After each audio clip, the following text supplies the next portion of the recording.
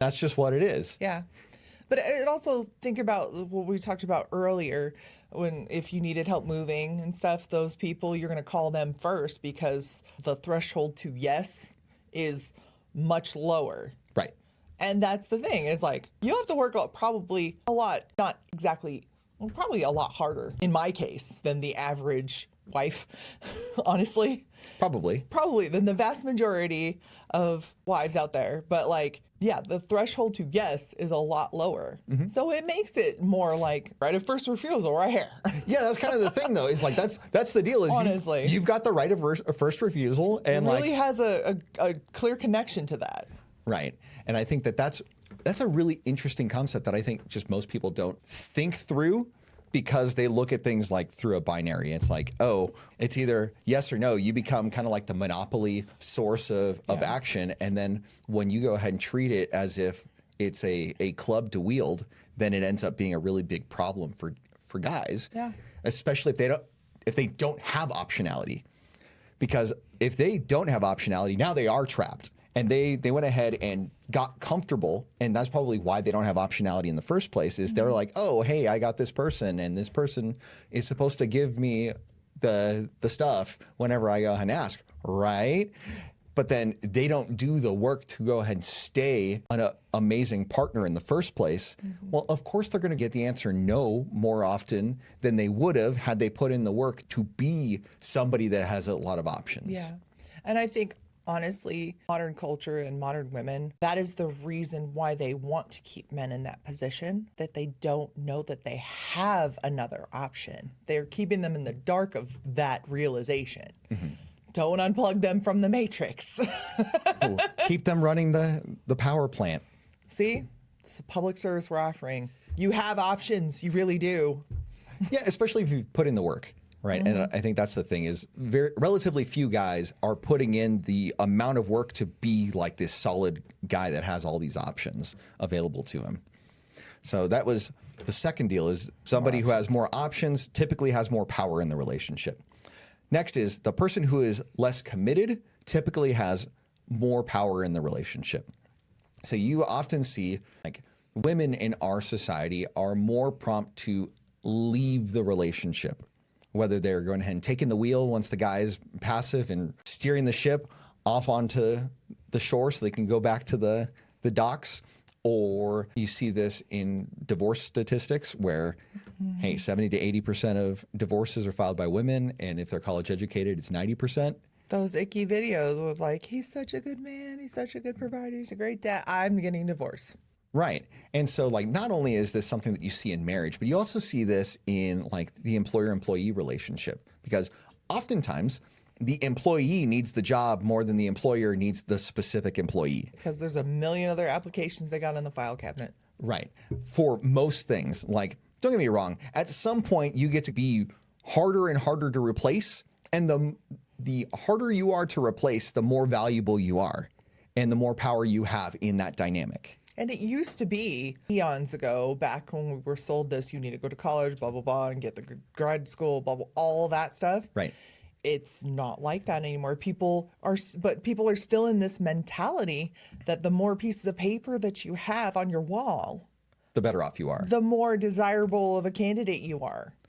And now this is starting to, women are thinking that this applies to relationships. Yeah, because obviously guys will care like more about the piece of paper than their character, right? Especially if they've got their own pieces of paper in the bank. If guys are successful and they're not really looking to women to provide stuff, they're looking for somebody to come alongside them oftentimes. And I think that women will look at a relationship and look at it from the perspective of what they want in a partner. And they say, well, because I want this in a partner, surely a partner is going to want this in me. Well, first off, they're using the word partner to describe a relationship in the first place. That's where you know that it's gone wrong to begin with. That involves equals and, right. and like a business contract. Sure. But then again, if that were the case, then they'd be looking for 50-50 relationships. They're not looking for 50-50 relationships. They're looking for a superior guy to take them under their wing and to protect them. They're not looking for an equal partnership. Well, they're looking for a man who's a different creature than they are, but they're looking at it through a lens as if they're the same, like we're same. Right. And it's like, no. And you don't want that anyway. You say you do, but you don't. Downstairs, you don't. Right. So the third concept was the person that is less committed has more power in the interaction. I think we went ahead and talked through that a little bit. The next one is the person who controls their emotions better has more power in the relationship. And I think that this is useful in the employer-employee relationship, certainly, where if you are an employer and you control yourself, there's a lot that happens that people will typically complain up, and you're not supposed to complain down, is how this whole thing works. Your boss should not be complaining to you about your coworkers.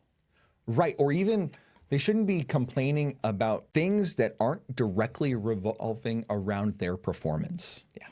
You can go ahead and talk through and don't complain about their performance, but provide feedback on the performance and take your emotions out of it and just say, look, here's A, B, and C. This is the standard and you're not meeting it, or this is the standard and you're exceeding it. Either way, you control yourself and you end up maintaining more power and authority in that relationship. Yeah, it's the same thing what we talk about with the vulnerabilities. Like, just think about how much you respect a man who just starts blubbering to you on the first date. Yeah, no. You're like, no thanks. Sahara Desert. Right? Immediately. It's just like, there you go. Case in point. Right. So the more that you go ahead and put your heart out on your sleeve, the more open you are to losing power in that relationship. And I think a different flavor of this is when women are controlling everyone's, like that guy said, you should be able to share with me when you have feelings and whatever. But what about when I have feelings about what you're doing? And she's like, you have to wait your turn. Spoiler alert, it's never your turn. Right. Also, that she's seeking to control everybody's emotions in the dynamic. Right. Talk about power trip.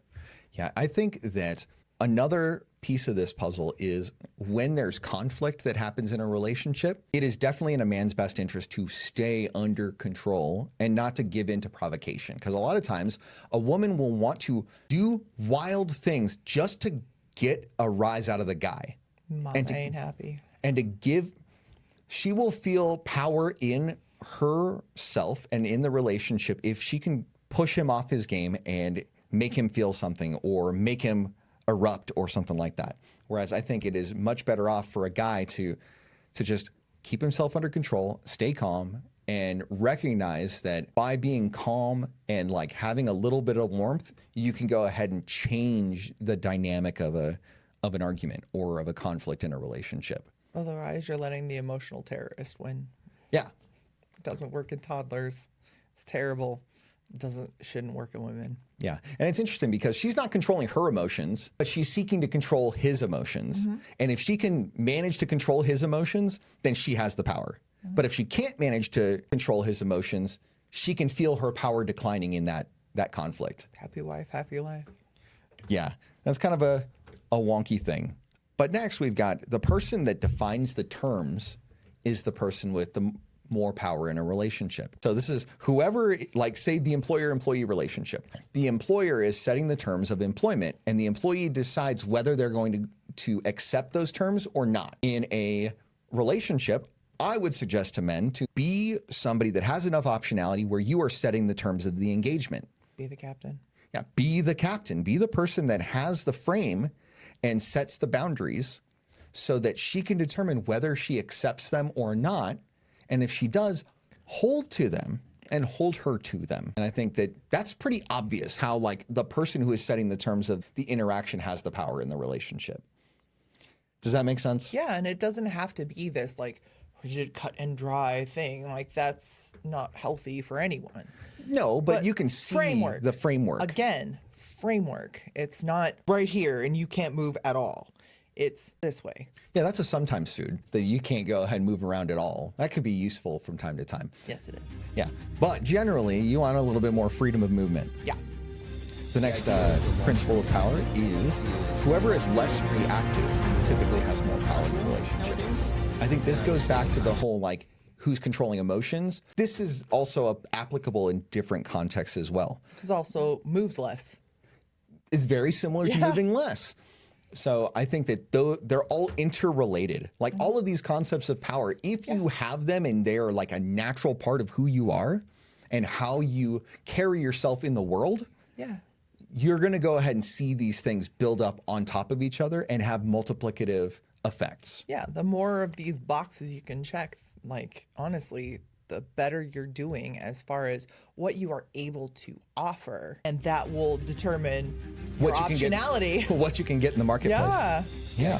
I think that the next piece of the puzzle that's really important to look at is the idea of self-validation, where you are able to be content with yourself and not seek validation from others. I think this is a really powerful like framework to look at power from. Is if you don't need anything from other people for you to feel validated, you're in such a huge position. Because even like making yourself a cake and having a little picnic and twirling on the internet. Yeah, I think that's, I mean, that's one thing because, well, she's not doing it for herself. She's doing it for the attention. Is the opposite case is what you're getting at. Self-validation. Well, is it though? That's not really self-validation because if it was, she wouldn't put it on the internet. True. Right? She is implicitly seeking the validation of others to get that. Yeah, sorry. Validation, not from self. Right. Sorry. That's what I meant. The next principle of power is the person who is willing to walk away is the person that typically has more power in the relationship. Yeah, because otherwise it's you don't, the agreement that you're seeking doesn't go through, or you say, wait. Yeah, don't do that. If you have your self-respect and things aren't working out, like you can adjust and negotiate, but to go ahead and give away your power by saying, oh no, let me give away all of my convictions, all of my boundaries just to get this thing, you're going to end up losing your power in the long run. If this message resonated with you, I'll ask that you go ahead and hit the subscribe button below so that you can go ahead and get more. And I ask that you send this message to someone who could benefit from it. I hope you have a fantastic day.